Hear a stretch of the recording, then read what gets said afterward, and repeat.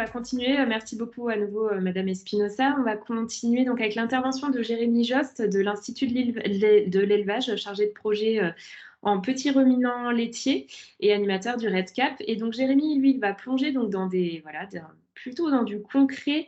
C'est ce qui découle des deux interventions précédentes. Et Jérémy va à la fois nous faire le récit des impacts observés sur des volets très techniques de l'élevage caprin et aussi, heureusement, nous apporter des pistes de solutions. Donc l'intervention qu'on commencera plutôt par une partie alimentation et fourrage pour continuer après avec d'autres choses, les effets vraiment du climat sur la physiologie des animaux et aussi des questions de prévention avec l'adaptation des bâtiments et les modifications peut-être à surveiller ou à vérifier en termes de transformation fromagère. Voilà, donc vaste programme pour Jérémy en allez, 25 à 30 minutes. Jérémy Jost, c'est à vous. Donc, merci Chloé pour la parole et bonjour à tous. Donc là, on va prendre un petit temps pour parler des conséquences du réchauffement climatique sur nos élevages caprins, avec les impacts que l'on va avoir, comme ça a été bien dit, sur l'alimentation, la conduite du troupeau, sur le système fourrager, etc. Mais également des pistes de solutions, des leviers d'action qui sont mobilisables. Et donc pour ce faire, on a mobilisé différents réseaux, différents dispositifs existants, que sont le réseau RedCap en Nouvelle-Aquitaine et en Pays de la Loire, qui anime des groupes d'éleveurs sur ces thématiques-là, et également les ingénieurs et les chercheurs de l'UMT SC3D. Donc c'est vraiment un travail collectif. Donc là, comme vous le voyez en introduction, j'ai repris un schéma qui était en conclusion de la présentation d'Aurélie, qui montre que le réchauffement climatique a des conséquences à la fois sur les ressources alimentaires, mais également sur les animaux. Et donc, ce que je vous propose, c'est de faire un focus dans un premier temps sur les effets sur les ressources alimentaires, avec notamment tout ce qui concerne la production d'herbes et la qualité des fourrages qui vont être proposés aux animaux. Un point un peu plus rapidement sur la disponibilité en aliments produits sur l'exploitation, donc en concentré. Et dans un deuxième temps, on ira sur les conséquences de l'augmentation des températures sur les animaux, avec un point sur tout ce qui concerne la production de lait et puis de fromage, et puis la qualité des produits, et un temps également sur tout ce qui concerne la reproduction, avant de finir sur quelles sont les conséquences pour le système d'élevage, donc comment on met tout cela en musique. Donc pour commencer, je vous propose de parler des conséquences sur les ressources alimentaires et pour ce faire, je me suis, inspiré de ce qu'on a pu présenter collectivement lors de la dernière édition de la Journée technique Cap-Vert, puisqu'on a pas mal de résultats obtenus là-dessus. Donc là, vous aurez des résultats et des réflexions qui sortent de travaux menés dans l'ouest de la France et comme ça a été bien dit par Sophie, tout cela va être également fait dans les autres régions caprines. Donc à la fin, d'ici quelques mois, quelques années, on aura une approche vraiment, nationale là-dessus. Aurélie vous a présenté l'évolution des températures et de la pluviométrie dans le futur. Donc pour nous, dans l'Ouest, globalement, on va vers une augmentation des températures, plus 4 degrés en température moyenne, avec des augmentations plus fortes l'été. On va aller sur du 5 à 7 degrés en plus sur les moyennes maximales estivales, et une pluviométrie qui reste globalement constante en moyenne, même si on va avoir de la variabilité assez forte entre les années et à l'intérieur d'une même année. Donc évidemment, cela va avoir des conséquences sur la pousse de l'herbe, et donc c'est ce que vous avez de représenté à l'écran. Donc, pardon, on va rester sur la diapo d'avant. C'est en vert la courbe de pousse de l'herbe du passé, en rouge le futur proche 2050, en violet le futur lointain 2100, et on voit que globalement, on aura de l'herbe qui poussera plus tôt, 3 semaines, 1 mois en avance, avec un rendement plus important, avec des arrêts de croissance de l'herbe en début d'été qui vont être plus précoces, des arrêts plus forts et une repousse automnale qui sera globalement en moyenne plus faible.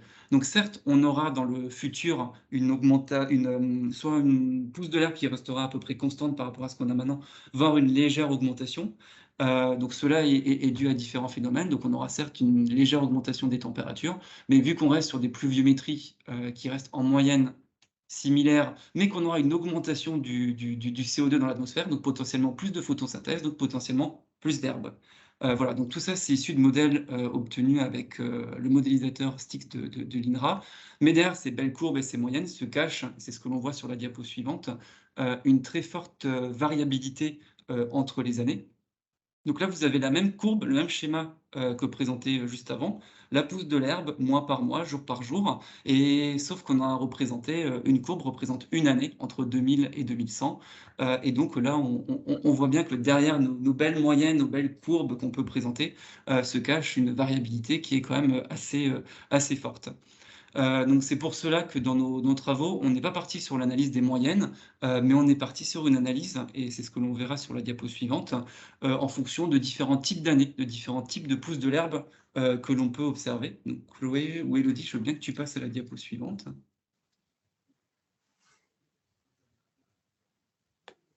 Ouais, voilà. Donc on a essayé de faire des regroupements, de courbes de pouces de l'air pour pouvoir, décrire des années typiques que l'on a certes, déjà actuellement, mais qu'on retrouvera dans le futur. Et donc là, globalement, c'est ce que l'on a sur le haut, de la diapo, en fonction de la zone géographique qui nous intéresse. Donc, si vous êtes, à gauche, quand vous êtes en face de l'écran, on est sur le nord du Poitou et Pays de la Loire. Si on est à droite, on est sur le sud du Poitou, le Limousin et la Dordogne, pardon, c'est des tendances. On aura 4 types d'années qu'on retrouvera dans le futur, mais qu'on a déjà actuellement. Des années vertes, qui seront des années, poussantes, donc on voit là, c'est la courbe, de pousse de l'herbe qu'on aimerait avoir tous les ans où, ça pousse de la sortie de l'hiver jusqu'à l'automne de façon assez constante et sans creux d'été. Ensuite, en jaune, on aura des années, avec, des sécheresses estivales et automnales, ce qu'on a l'habitude d'avoir quand même assez régulièrement et puis ces dernières années aussi. Ensuite, on aura les années oranges, où là, on aura des sécheresses qui vont être beaucoup plus précoces, dès la fin du printemps. Les sécheresses estivales qui seront encore plus marquées et ce qui est un petit peu plus gênant, bah, c'est que les repousses automnales seront, relativement faibles aussi. Donc il va falloir vraiment, gérer cela. Et puis une troisième année qui est pas représentée sur les courbes, mais qui est l'année en bleu, c'est les années, on va dire, qui parfois seront jaunes, parfois seront oranges, mais où on aura en plus, au moment du printemps, donc sur, mi-avril, début mai, des séquences, de pluie, assez marquées. Ce qui fera qu'on aura une difficulté à pouvoir faire du stock et notamment, des foins. Donc c'est aussi important de les avoir. Quand on regarde le bas de la diapo, on voit la fréquence, de l'arrivée des différentes années climatiques dans le passé, dans le futur proche, dans le futur lointain. Le constat, il est assez clair, c'est qu'en tendance, on va aller vers des années avec, qui vont être marquées par des sécheresses estivales et automnales de plus en plus fortes, avec des années où on aura de l'herbe poussant, toute l'année comme en 2021, ça sera de moins en moins fréquent. Donc voilà, il va vraiment falloir prendre en compte ces sécheresses estivales et automnales, marquées. Donc tout cela amène à la diapo suivante, où on a réussi à identifier différentes, problématiques. Et puis un enjeu global, le premier enjeu qui est évidemment, bah, de réussir l'implantation et la conduite de prairies qui vont être à la fois productives. Il nous faut de l'herbe, mais on est en caprin. Il nous faut de l'herbe, qui qualitativement va être intéressante. Intéressante pour faire du pâturage ou de l'affouragement vert, mais également pour faire du stock de qualité. Ensuite, on a identifié 6 problématiques. Donc la première qui est, de prendre en compte que la trésorerie fourragère va être assez variable d'une année sur l'autre. On aura plus ou moins 15 de rendement fourrager, d'écart entre une année et une autre. Et donc il va falloir réussir à gérer cette trésorerie fourragère. Le deuxième point qui est, l'augmentation de 20 à 30 de l'herbe disponible sur le début et le milieu du printemps et donc comment on va gérer, la récolte, de toute cette herbe, comment on va gérer le débit de chantier et de faire, de la qualité avec tout cela. Le troisième point, environ une année sur 4, on va avoir des printemps qui vont être assez pluvieux et donc comment on s'assure une première coupe, de qualité avec ce contexte-là. Le quatrième point qui va concerner la période estivale, où on aura des sécheresses, qui vont être plus précoces, entre 10 jours et 30 jours plus tôt et surtout plus longs. Donc là, ça va être vraiment plus délicat par rapport au pâturage et à l'affouragement vert et puis le stock fourrager devra être fait avant. Le cinquième point, qui est les repousses, automnales. Comment faire en sorte qu'avec les sécheresses estivales, l'herbe repousse? Et puis comment avoir, dans ces conditions-là, des prairies productives? Et puis le sixième point qui est, Aurélie l'a dit, hein, on va avoir globalement plus, de pluviométrie sur les périodes, hivernales. Donc comment gérer l'hydromorphie et parfois comment gérer une herbe qui va pousser l'hiver, vu que l'hiver sera plus doux, et un petit peu plus humide. Donc potentiellement, on aurait de l'herbe disponible. Donc, ce que je vous propose à partir de toutes ces problématiques, identifiées, ça va être de vous donner quelques pistes, de leviers d'action et donc, sur la diapo d'après, vous avez de représenter un petit peu le matériel, le «jus de cerveau» entre guillemets qui a été mobilisé pour proposer des leviers d'action et donc c'est nos 10 groupes d'éleveurs, qui sont mobilisés dans le cadre du réseau RedCap pour travailler, sur cette question-là et également le dispositif expérimental de l'unité de recherche pluridisciplinaire prairies, plantes fourragères qui est basée à l'INRA de Lusignan, donc qui travaille sur ces thématiques-là, donc avec l'ensemble des structures, techniques et de formation, avec lesquelles nous réfléchissons et nous essayons pardon, d'apporter des solutions concrètes et opérationnelles. Donc si on commence sur l'enjeu global de réussir l'implantation, des prairies et la conduite de la prairie productive, c'est ce que l'on a sur, voilà, la diapo qui apparaît. Le premier point, ça va être de favoriser de plus en plus les légumineuses. Les légumineuses qui vont être, cultivées en mélange, ça peut être en mélange de variétés, mais également en mélange d'espèces. De ne pas cultiver de la luzerne seule, du raisin italien seul, du trèfle violet seul, mais de les associer en mélange pour avoir plus de souplesse, plus de robustesse, plus de résilience sur le long terme. Le deuxième point va concerner, la technique, d'implantation et on voit se développer, la technique du semis de prairies sous couvert. Donc ça peut être, la prairie, à l'automne sous couvert d'un bétail qui va être, ensilé, enrubanné ou qui va être récolté en grains. Ça peut être des semis de luzerne au printemps sous couvert, d'orge de printemps, d'avoine ou bien de tournesol. Cette pratique-là, ça a été démontré dans différentes stations expérimentales et pas mal d'éleveurs le mobilisent, va permettre de sécuriser l'implantation tout en, intensifiant un petit peu la production de fourrage, sur la sol de l'exploitation. Un autre élément à prendre en compte, c'est la conduite, de la fertilisation, en faisant bien attention aux apports de P et de K par rapport aux besoins, notamment des luzernes et puis en valorisant, l'or noir qu'on a sur nos exploitations, qui est le fumier et le compost. Donc voilà, c'est vraiment de la matière organique à valoriser. Certains font également du sursemis de métailles dans les prairies pour intensifier un peu le rendement sur la période, sur le début du printemps, ou bien pour gagner, une année en plus, de récolte. Le maître mot par rapport à tout ça reste la diversification du système fourrager, à la fois sur la nature des prairies qu'on va mobiliser, on va en utiliser, de différentes, natures, mais également sur les modes de récolte. Ça, j'y reviendrai plus tard. Par rapport à la première problématique, donc sur la diapo suivante, qui est, la trésorerie fourragère qui va être de plus en plus variable, là, il y a différents leviers qui peuvent être mobilisés. Donc ça veut dire soit prévoir la capacité de stockage suffisante, pour stocker une année, 15-20 de stock en plus qui sera utilisé les années suivantes. Soit, de prévoir une contractualisation ou de l'achat fréquent de luzerne déshydratée ou bien, de la contractualisation de fourrage à un voisin. Le maître mot reste aussi, d'avoir un chargement adéquat, c'est-à-dire avoir, un équilibre entre les besoins du troupeau et la production de la surface et donc d'avoir un chargement adéquat, par rapport au potentiel de production d'herbe. Concernant le deuxième enjeu, qui est, la pousse de printemps qui va être plus forte et ben là, il va falloir avoir les moyens humains et les moyens matériels pour, gérer 20 à 30 de récolte en plus sur une période, qui globalement ne va pas être beaucoup plus longue. Donc derrière, ça veut dire aussi avoir de la réflexion. Est-ce qu'on doit avoir le matériel en propriété, en CUMA ou faire appel, à des entreprises, privées? Et donc derrière, ça veut dire qu'il faut aussi avoir la structuration locale, qui va le permettre. Concernant le troisième point et les printemps plus pluvieux, 1 année sur 4 pour rappel, bah, déjà le moyen le plus simple de valoriser de l'herbe dans un contexte un petit peu humide, bah, ça reste le pâturage ou et l'affouragement en verre. Ensuite, si on est sur l'objectif de faire d'avoir besoin en stock plus important, derrière on va pouvoir mobiliser les fourrages récoltés plus précocement et qui nécessitent moins de temps de séchage au champ, pour avoir une fenêtre météo moins grande. Bah, donc derrière on va partir sur de l'enrubanage, éventuellement de l'ensilage d'herbe ou si on a les capacités de faire un investissement un peu plus important, ça peut être le séchage en grange ou le séchage en botte. Pour rappel, collectivement, on a rédigé, plusieurs guides techniques sur ces solutions-là ces dernières années, qui peuvent être mobilisés. Dernière solution, ça peut être sur la première coupe, hein, de prévoir, la vente sur pied, ou bien d'avoir un troupeau allaitant qui le valorisera pour pouvoir avoir une deuxième coupe et une troisième coupe, qui sera, de suffisamment bonne qualité pour faire du stock, intéressant pour les chèvres et qui permettra de faire du stock avant nos sécheresses estivales et donc c'est la diapo qui vient d'apparaître, puisque ces sécheresses estivales vont être beaucoup plus précoces. Il va pas falloir tarder entre la première et la dernière coupe.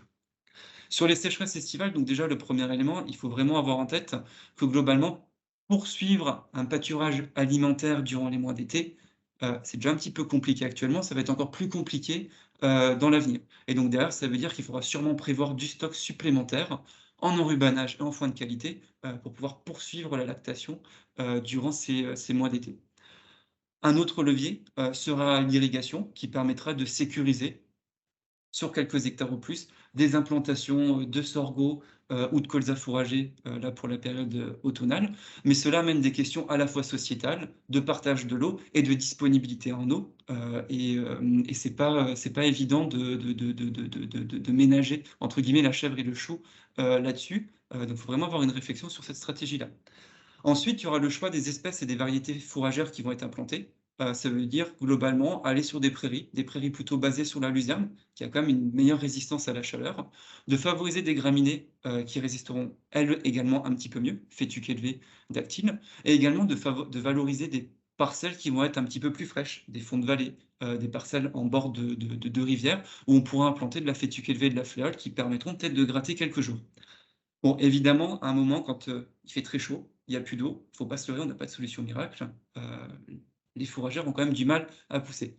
Par contre, on a quand même quelques solutions, qui peuvent être utilisées de façon opportuniste. Donc là, je vous ai mis un certain nombre de solutions potentielles, le tef grasse, le sorgho, la luzerne, le lotier, le tournesol, le plantain et cetera. C'est des choses qu'on entend sur le terrain, qui remontent, qu'on essaye d'expertiser avec, des retours d'expérience, des essais. Voilà, on pourra peut-être en discuter, lors de la phase de discussion pour voir, les retours d'expérience qu'on a et certaines solutions qui sont moins adaptées ou, moins intéressantes, que d'autres. Puis enfin, le dernier point, c'est sur les cultures de printemps. Il ne faut pas se leurrer, ça va être de plus en plus délicat sans adaptation des pratiques sur les indices, les dates de semis, les choix des parcelles, notamment pour l'ensilage. Donc voilà un petit peu pour, quelques idées de solutions concernant, le système fourrager. Sur le deuxième point, sur les ressources alimentaires, il y a tout ce qui est autoproduction, d'aliments sur l'exploitation. Donc là, je ne vais pas vous donner, des solutions, des idées, juste vous dire qu'on est en train de travailler là-dessus, avec nos différents groupes d'éleveurs, et on essaie de réfléchir à quelles seront les rotations de demain.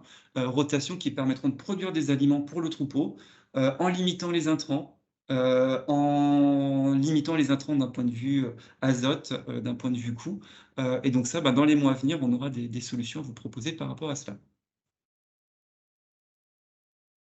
Alors, je reprends 2 secondes la parole pour que Jérémy reprenne son souffle et boive peut-être un coup d'eau. Donc là, on a fait le tour sur les aspects fourrage et la dernière slide, sauf si je me trompe, c'est qu'il existe un jeu édité par Lidl hein, pour mettre en place des rotations. C'est ça? Non, pas par Lidl, pardon. Par le Mais CIVAM et les chambres. ok, d'accord, mais qui existe et qui est, selon les réseaux, demandable par les éleveurs qui veulent s'en emparer, c'est ça? Ou pour faire le point sur les rotations. Donc, ouais. Exactement. Les aspects fourrage sont brossés largement et je rappelle que ce webinaire sera mis à disposition sur la chaîne YouTube de Caprinov. Si vous voulez reprendre un peu les interventions à tête reposée, vous repassez un petit peu des moments clés, il n'y aura pas de problème et il y aura aussi du coup les PowerPoint à disposition. Et maintenant, Jérémy va revenir dans les 10 petites minutes qui lui restent sur donc les conséquences vraiment sur les animaux, sur la reproduction, sur plein de choses vraiment physiologiques, les conséquences de ces hausses de température, et puis après des pistes de prévention ou d'aménagement pour parer un petit peu aux effets du climat. C'est reparti pour Jérémy Just. Super, donc là, cette fois, on va parler un petit peu des conséquences sur les animaux et donc pour ce faire, j'ai repris des éléments présentés de nouveau à la dernière édition de la Journée technique Cap-Vert, qui ont été faits par des collègues de l'INRAE, des chambres d'agriculture et puis de l'Institut d'élevage et des contrôles laitiers. Donc déjà une première diapo, un premier schéma qui va vous résumer les effets, notamment des pics de chaleur, sur les animaux. Donc, il y a des effets non négligeables, sur, des paramètres physiologiques et comportementaux, avec comme principale conséquence, des risques de déshydratation et des risques d'acidose qui sont, assez importants. Et donc ça, c'est valable à la fois pour les chevrettes, les chevreaux, pour les chèvres, mais également pour les boucs. Et donc un des premiers leviers, d'adaptation qui peut être, mobilisé et qui est en cours de réflexion, c'est d'avoir une stratégie d'adaptation, par rapport à la sélection d'animaux, qui seraient plus adaptés. Donc là, évidemment, Capgem et puis, l'INRAE, travaillent là-dessus, pour essayer d'avoir des animaux qui pourraient être plus adaptés, par rapport à ça dans le futur.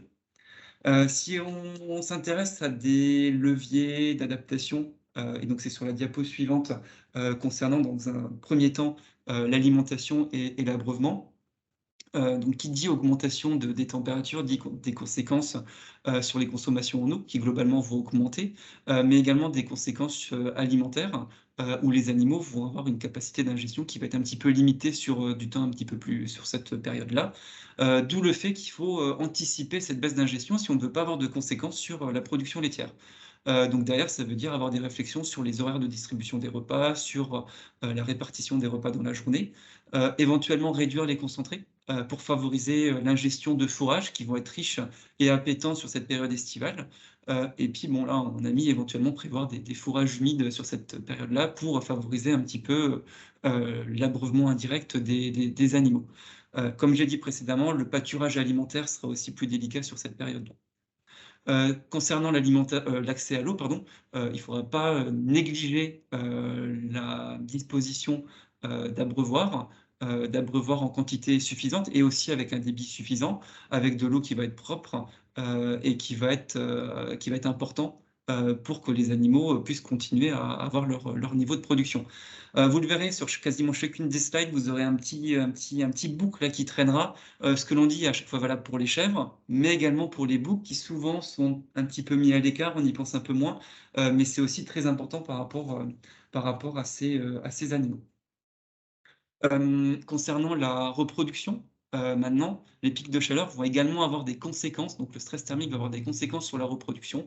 Donc pour les femelles, pic de chaleur dira, moins, des taux d'hormones qui vont être un petit peu plus faibles, donc une expression des chaleurs qui peut diminuer, une diminution de la qualité des ovocytes et des embryons et donc globalement une fécondité, qui peut diminuer et également, on peut avoir, si la fécondation marche, des pertes embryonnaires non négligeables. Donc, des conséquences sur la voie femelle mais également des conséquences du stress thermique sur la voie mâle, puisque qui dit augmentation des températures, va dire une diminution de la quantité et de la qualité, des spermatozoïdes qui vont être produits, et donc une fécondité qui peut diminuer et puis aussi un potentiel de libido de nos boucs, qui va baisser et donc globalement, on va être amené à avoir une fertilité qui va diminuer.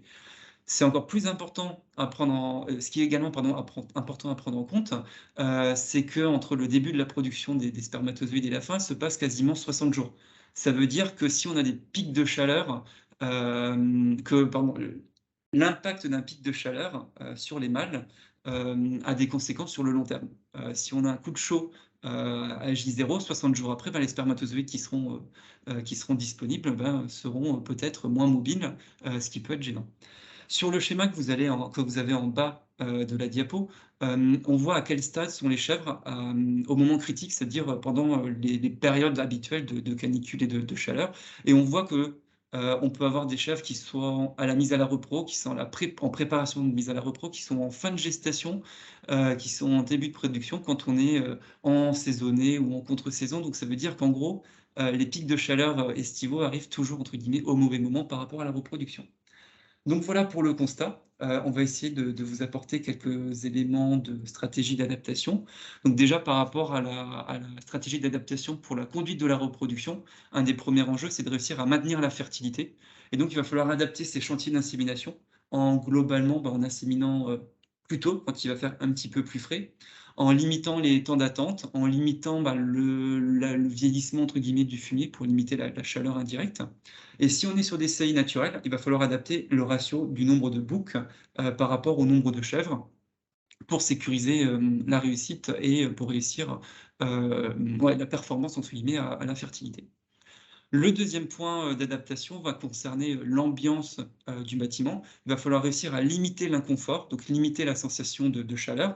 La sensation de chaleur est liée au couple de température et d'hygrométrie. Donc il va falloir réussir à limiter à la fois la température et l'humidité dans le bâtiment et ça va passer par la ventilation. Ça va passer aussi par, heu, essayer d'avoir un curage du fumier qui se fasse en anticipation des périodes chaudes, et puis aussi en respectant les recommandations d'un point de vue chargement, nombre d'animaux par mètre carré, parce que les animaux dégagent également de la chaleur qui peut amener une augmentation complémentaire de la chaleur dans le bâtiment. D'un point de vue préventif, il y a également des solutions qui peuvent être mises en place, et là, ça concerne principalement l'aménagement du bâtiment. Donc, c'est des choses qu'on doit anticiper, qui se font un petit peu avant. Et donc là, bah, ça va concerner la toiture, éviter d'avoir des translucides. Pour éviter la chaleur directe. Ça veut dire également avoir des bâtiments qui vont être isolés. Le deuxième point, ça va être de favoriser également la ventilation, du bâtiment par différents moyens. La brumisation peut être intéressante, pour diminuer un peu la sensation de température, mais comme je l'ai dit, la sensation de chaleur vient du couple la température hygrométrie. Donc si on humidifie trop l'air sans, avoir de ventilation, ça peut être négatif. Prenez le cas, quand vous allez dans la zone, en zone tropicale, hein, il fait très humide, et tout de suite on a une sensation de chaleur qui est très forte. Ben, voilà, on peut avoir la même chose avec la brumisation. Il faut également avoir une réflexion sur la végétalisation pour avoir de l'ombrage. Donc on peut mettre des arbres autour du bâtiment pour, encore une fois, limiter, les rayonnements directs. Et puis si on a un accès, des animaux à l'extérieur, il faut avoir la même réflexion, avoir un accès ombragé. Et puis l'accès à l'extérieur peut être intéressant pour, le début de la journée ou la fin de la journée. Sur la Je te Ouais. rappelle juste qu'il reste quelques minutes si on veut qu'il puisse y avoir des échanges. Donc voilà, s'il y a des arbitrages à faire sur tes slides, tu n'hésites pas. Pas de souci. Donc tout ça pour, ouais, en résumé, il y a différents documents qui existent, et puis il y a un projet, le projet Bas de Coude, piloté par les chambres d'agriculture et l'Institut de l'élevage, qui sont en train d'évaluer des équipements, des adaptations de bâtiments, pour diminuer le stress thermique l'été. Et donc, bah, c'est des références et des témoignages qui vont arriver, avec des solutions par rapport à ça. Donc voilà, donc ça arrivera dans les mois à venir. Et puis il y a les guides, sur les aires d'exercice et sur la conception de bâtiments qui peuvent être intéressants si on est sur la réflexion de construire un bâtiment neuf. Sur la diapo suivante, on va parler très rapidement des effets du changement climatique sur les produits de l'élevage, le lait, et les fromages. Donc qui dit pic de chaleur dit conséquences, on vient de le voir, sur l'alimentation, des chèvres et également sur les besoins en eau. Ça veut également dire des conséquences potentielles sur le système fourrager et donc la nature des fourrages qui sont apportés, et ça va également avoir des conséquences sur les conditions extérieures, la température et l'hygrométrie. Donc quand on est sur de la techno-fromagère, ça peut également avoir des conséquences, sur la fromagerie, et donc la qualité physico-chimique ou la qualité microbienne des laits, peuvent être, impactés. Donc ça, c'est des éléments qui sont rappelés par des collègues de l'Institut de l'élevage, donc Sabrina Reynaud et Claire Boyer. Et pour illustrer cela très rapidement, je vais prendre l'exemple de travaux qui sont en cours sur la station expérimentale, du Pradel en Ardèche, où ils ont des travaux sur l'utilisation des feuilles de mûrier blanc durant l'été. Et donc l'idée, bah, c'est de voir, est-ce que la chèvre consomme les feuilles de mûrier blanc? Est-ce que ça permet de faire du lait? Quelle est la qualité de ce lait? Et est-ce que cela permet de produire des fromages? Est-ce que les fromages respectent les cahiers des charges, entre guillemets, bah, de l'AOP Picodon? Et donc depuis 2 ans maintenant, les chèvres consomment du mûrier blanc quelques jours pendant l'été. Comme ça, on a pu avoir des références sur la production laitière. Donc les chèvres font du lait avec du mûrier blanc. Ça permet de faire des fromages avec même un rendement fromager qui est plutôt pas mal, tout en ayant également une production de matière grasse un petit peu plus importante par rapport au lot témoin, qui était un lot avec uniquement du foin de luzerne. Et on est même allé jusqu'à la dégustation des fromages. Et donc là, ouf, les fromages qui ont été faits pendant la période de l'essai respectent les critères de l'AOP Picodon, et donc pourront faire du Picodon éventuellement dans quelques années, si le mûrier blanc peut efficacement s'intégrer dans le système alimentaire des chèvres du Pradel dans l'avenir. Donc voilà, donc pour terminer, là je vous ai montré quelques idées de leviers d'action, quelques solutions techniques, qu'on peut mobiliser par rapport au réchauffement climatique. Ce qui est important, à avoir en tête, c'est que, bah, on a beaucoup de leviers qui sont mobilisables, mais il faut également, avoir une réflexion et regarder, si ces solutions, sont pertinentes d'un point de vue systémique, donc par rapport au système d'élevage. Donc passer de solutions, techniques à des solutions, systémique, et c'est ce qu'on essaye de faire dans le cadre du réseau RedCap et du dispositif expérimental Patuchev Ferticap à l'INRAE de Lusignan. Donc voir si ces systèmes sont cohérents. Et c'est ce que l'on va également faire dans les mois à venir avec le projet Cap Climat, où on va démultiplier cela dans les autres zones caprines au niveau national. Donc voilà, il faut vraiment pas vouloir forcément mettre en place tous les leviers, mais voir quels sont les leviers les plus pertinents et les plus efficaces sur ce système avec ses problématiques et son contexte pédoclimatique. Donc voilà, merci pour votre attention et puis, ben, je remercie l'ensemble de nos, partenaires techniques parce que tout ce que je vous ai présenté, a été permis grâce à un partenariat qui est très large avec, les acteurs techniques de la recherche et de la formation que l'on a, dans la filière caprine, également les acteurs économiques et les interprofessions et puis les conseils régionaux, notamment de Nouvelle-Aquitaine et Pays de la Loire. Donc c'est important, de le mettre en avant, c'est vraiment un travail collectif que l'on mène sur ce thème. Merci beaucoup, Jérémy. Merci pour ce sprint final. Et je t'invite à reprendre ta respiration. Des questions arrivent. Il y en a une pour Jérémy et puis il y en a une pour Sophie Espinosa. Donc, on reviendra en arrière. La première question pour Jérémy Jost, c'est est-ce que l'influence du changement climatique a été mesurée sur les différentes périodes de reproduction?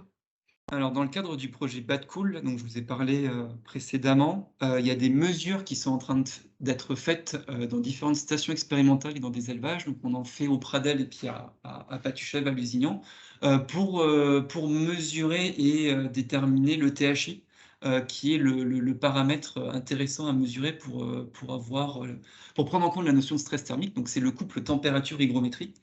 C'est des choses qui sont très, connues et utilisées en bovin laitier notamment, mais dont on ne dispose pas encore, en caprin, d'un point de vue, référence. Donc on est en train, de le faire. On l'a commencé, durant l'été, 2022. Bon, bah, ça tombe bien, hein, on a été sur des températures extrêmes assez fortes, donc on devrait avoir d'ici quelques mois, bah, les premiers résultats et puis, ça va être fait, l'année d'après. Donc là, c'est en cours d'acquisition. Merci beaucoup. Deuxième question pour Jérémy Jost. Une question d'Agnès Guillaume. Je ne sais pas qui c'est, mais je la dis quand même. Est-ce que des analyses de valeur alimentaire sont en cours pour les espèces de fourragères, pour des espèces de fourragères plus adaptées au changement climatique? Évidemment, c'est important d'avoir de l'herbe qui pousse enfin, c'est intéressant, pardon, d'avoir de l'herbe qui pousse l'été, mais il nous faut également de l'herbe de qualité qui pourra soit être pâturée, soit éventuellement faire du stock. Donc avoir une valeur alimentaire est, très importante. Donc c'est ce que l'on fait à chaque fois, on essaie de faire des mesures de rendement, mais également d'avoir une idée de la qualité de ce que l'on a. Faut pas se leurrer, on n'a pas de solution miracle à l'heure actuelle.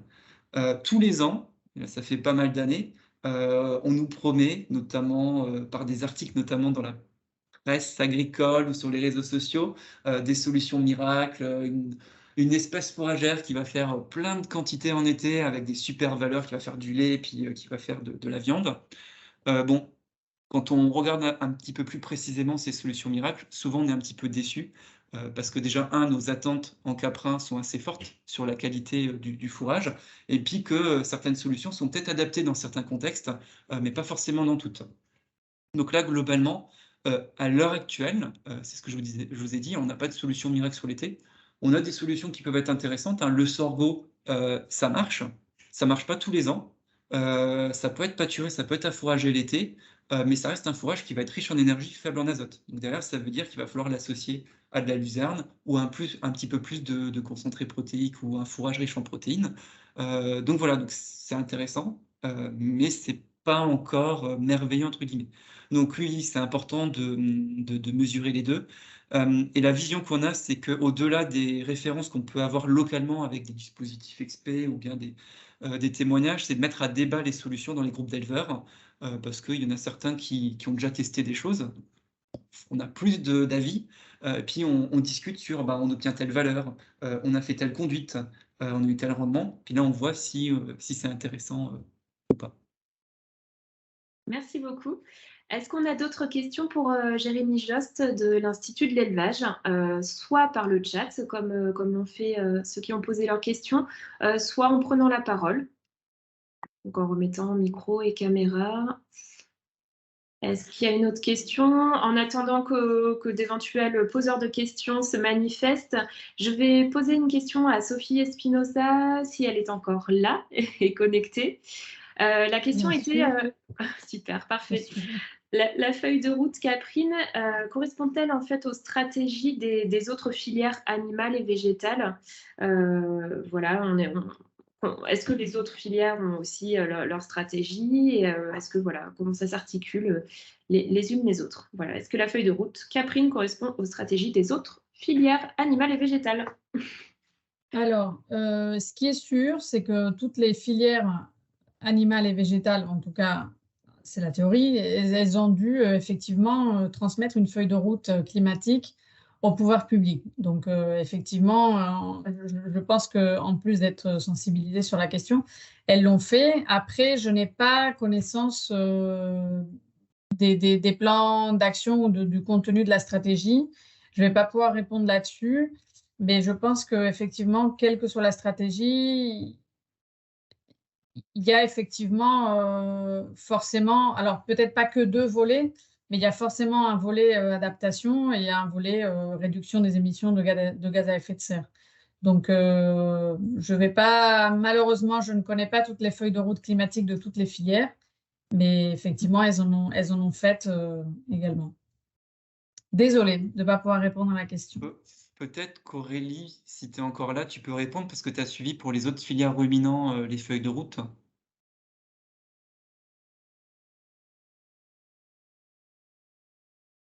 Est-ce que vous pouvez juste me redire la question, pardon? Alors, Chloé, ton micro est éteint. Oui, ça marchera mieux comme ça.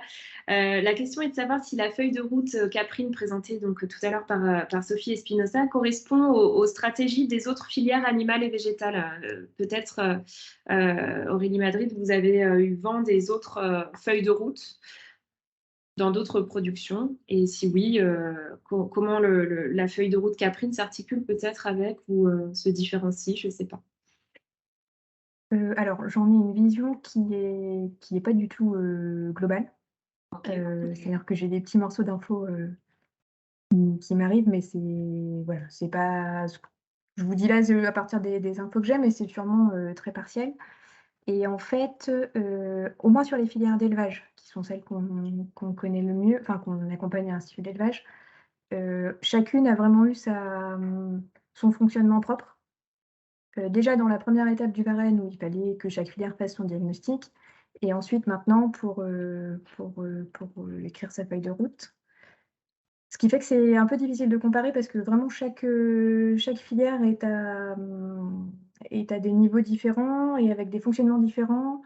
Les filières viande, par exemple, sont parties de l'échelon régional. On lançait des consultations dans toutes les régions pour ensuite, ils doivent en arriver maintenant, très bientôt à synthétiser tout ça, au niveau national. Donc voilà, chaque filière a un petit peu son fonctionnement, selon aussi ses réalités et ses besoins. Et puis les travaux qui avaient déjà été faits, dans notre cas en Caprin, il y avait déjà, les premiers travaux dans les premières régions qui permettent de démultiplier un peu ça. On a des méthodes qui marchent bien. Mais voilà, donc là, les filières en sont, je crois que vous avez avancé super vite en plus, en chèvre sur ce coup-là, parce que je crois que l'échéance, c'est fin d'année pour rendre les feuilles de route, si je ne me trompe pas. Et après, de toute façon, il y a une coordination de tout ça, je pense au niveau du ministère ou de France Agrimaire. Enfin, en tout cas, il y a sûrement des ponts qui sont faits, entre les filières. Je ne sais pas si ça répond à la question. Ça apporte un éclaircissement. Merci beaucoup.